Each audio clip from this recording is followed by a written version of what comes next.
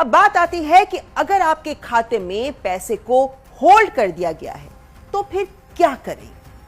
पहला कदम, आप अपने बैंक से कांटेक्ट करें।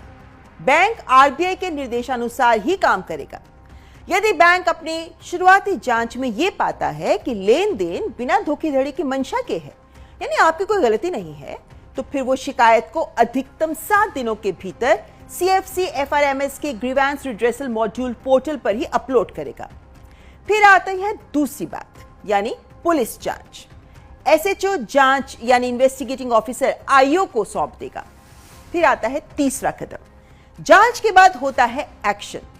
अगर इन्वेस्टिगेटिंग ऑफिसर यानी IO सेटिस्फाइड है तो फिर 15 कैलेंडर डेज में ही बैंक को आपके खाते से होल्ड हटाने का ऑर्डर दिया जाता है।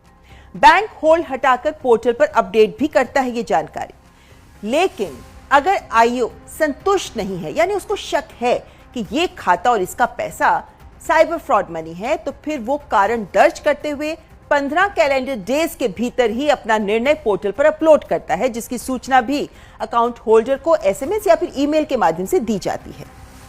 फिर आता है अगला चरण, यानी 15 दिनों में अगर कोई निर्णय नहीं लिया जाता तो फिर शिकायत जिला शिकायत अधिकारी को भेज दी जाएगी, जो 15 दिनों में समीक्षा करके अपना निर्णय देगा। निर्णय के अनुसार ही IO फिर कार्रवाई करेगा। लेकिन आपके भी अधिकार हैं।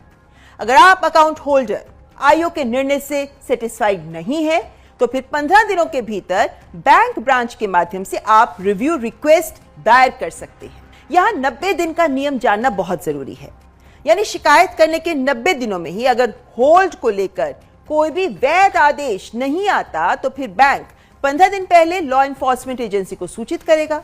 कोई आपत्ति ना होने पर फिर होल्ड को हटाया जा सकता है और IO आवश्यकता होने पर और अधिक 90 दिन का अतिरिक्त समय भी मांग सकता है। तो इस शुरुआत के 90 days they are very important.